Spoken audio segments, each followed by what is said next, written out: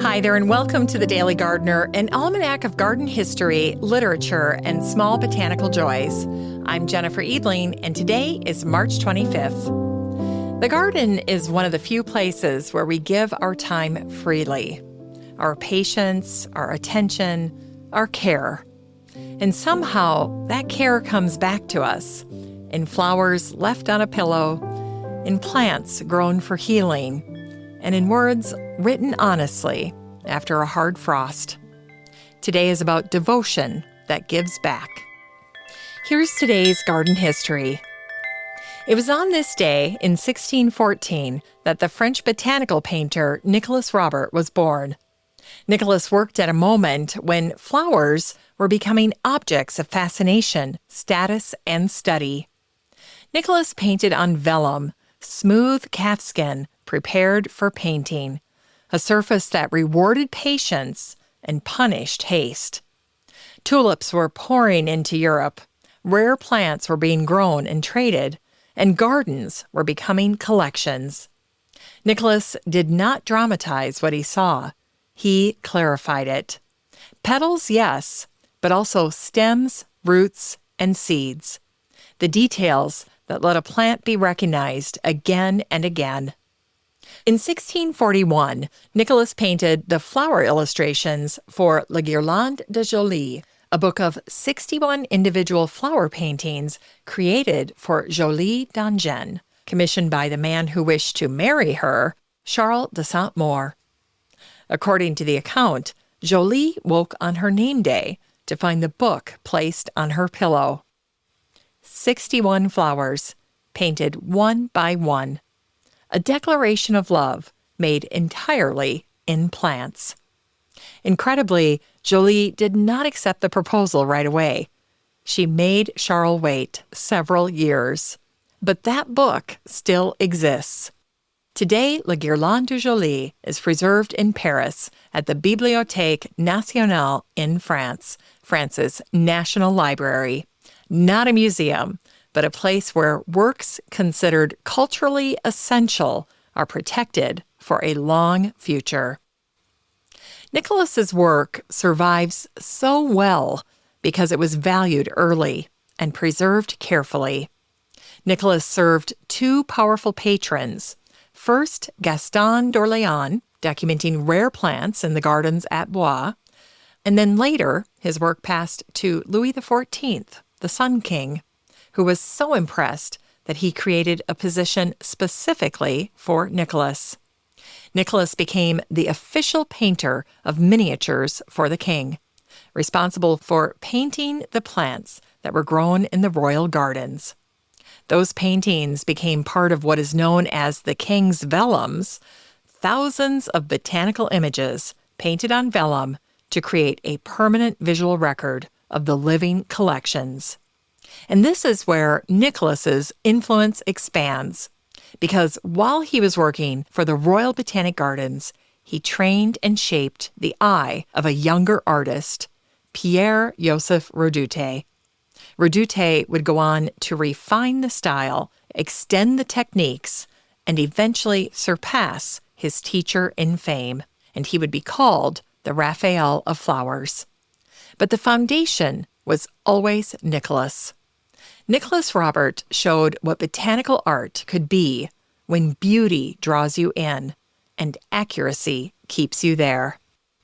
That combination, gorgeous to look at, true to the plant, is why his work still matters. And it was on this day, in 1821, that the English botanist and pharmacologist Robert Bentley was born. Robert lived in a different moment than Nicolas Robert, less courtly, more practical. This was the 19th century, a time when plants were no longer just admired, but measured, tested, and taught. Robert began his working life as a pharmacist. He trained with medicines before he trained with books, and that mattered. Because when Robert looked at plants, he was always asking the same question: what do they do?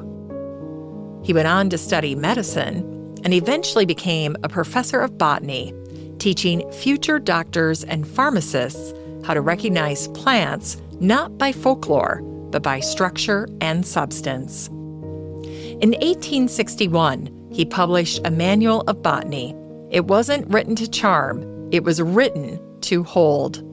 A book meant to be used, to be returned to, and to help students know what they were handling before it ever reached a patient. But Robert's most enduring work took far longer. For 5 years, between 1875 and 1880, Robert produced a monumental 4-volume set called Medicinal Plants. 4 volumes, 5 years. Each plant described carefully, each rendered with precision. Illustrations were created by David Blair and hand-colored, not for decoration, but for accuracy. This was a book that was called a luxury because of its beauty, yet respected because it never sacrificed usefulness. A rare thing. Robert was trying to give medicine a reliable botanical foundation, to say, this plant, this form, this structure, this is what you are using. And in the middle of all that work, one plant kept drawing his attention: eucalyptus. Robert wrote a separate study of it in 1874, right in the thick of his larger project. It's easy to understand why, though, because eucalyptus doesn't fade into the background. The scent alone clears the air, sharp, medicinal, immediate. Robert believed it held enormous promise and helped introduce it to wider scientific and medicinal circles as a plant worth serious study. Beyond his books, Robert stayed close to living plants. He served for years as chairman of a garden committee in London, helping guide the care and study of botanical collections. He lectured constantly, he taught relentlessly, he edited pharmaceutical journals, and he helped shape standards that still echo today. If Nicolas Robert helped us see plants clearly, Robert Bentley helped us to use them responsibly. He believed that knowledge was a form of care, and that plants, handled well, could give that care back. In today's Unearthed Words, we hear an excerpt from A Year in a Lancashire Garden by the English garden writer and gardener Henry Arthur Bright. This is his journal entry for March 25th, 1873, and it reads like something many gardeners could have written themselves. He begins where spring so often does, with disappointment.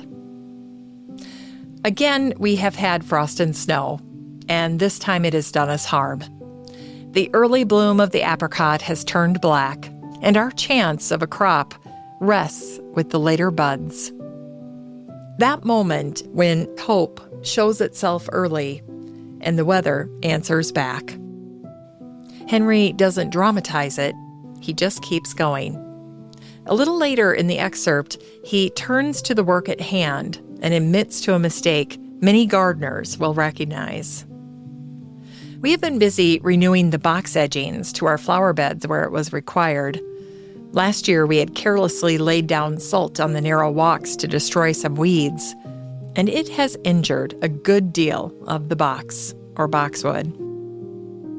It's such an honest sentence: carelessness, consequences, and repair.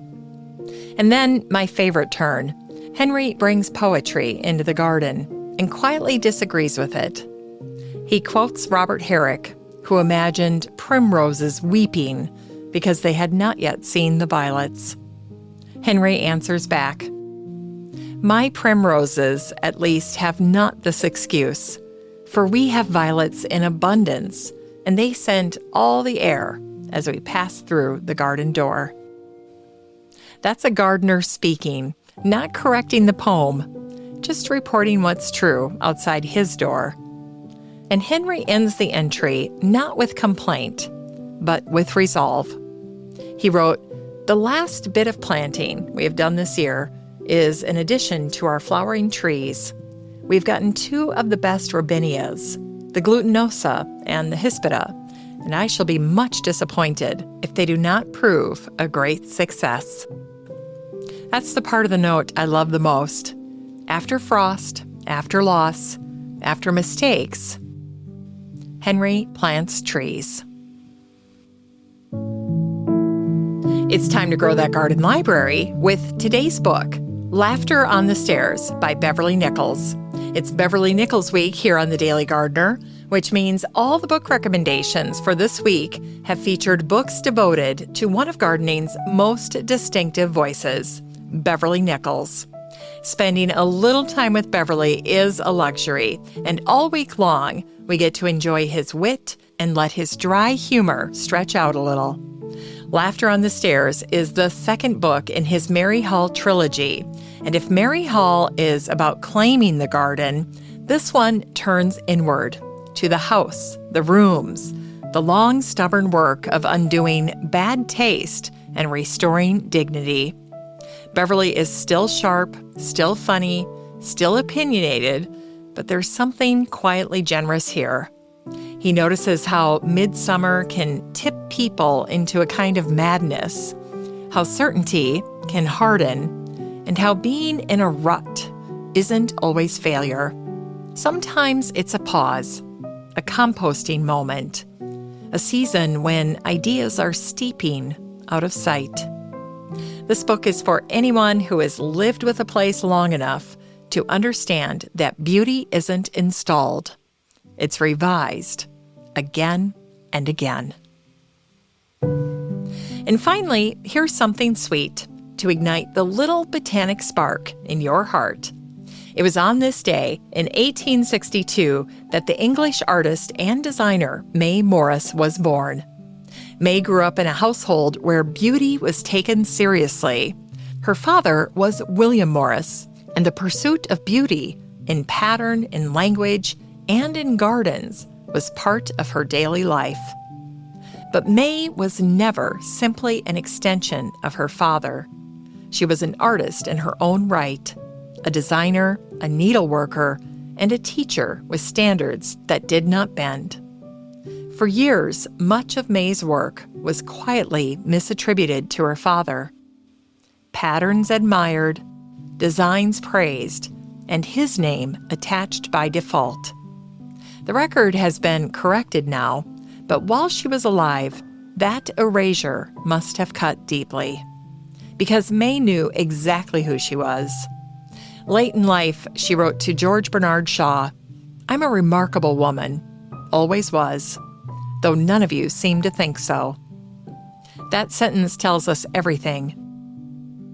May traveled restlessly. She camped in Iceland late in life, wore men's breeches, cared little for convention, and everything for first-hand experience. May believed that living things were the only honest teachers. Not dried specimens, not flattened flowers, living plants at their peak, in full vitality. May knew she could not make good art without looking closely at the very best nature had to offer, and she held her work to the same standard. Unless embroidery, she said, is clear and bright as day and fresh as spring flowers, it isn't worth doing. May Morris did not ask to be taken seriously. She expected it. And she reminds us that when nature sets the standard, the work must rise to meet it. As we close the show today, remember, the garden asks for time, for attention, for care freely given. But it doesn't keep score. It gives back in ways you don't always expect, in beauty, in patience, and in the quiet assurance that what you've tended has tended you too. Thanks for listening to The Daily Gardener. And remember, for a happy, healthy life, garden every day.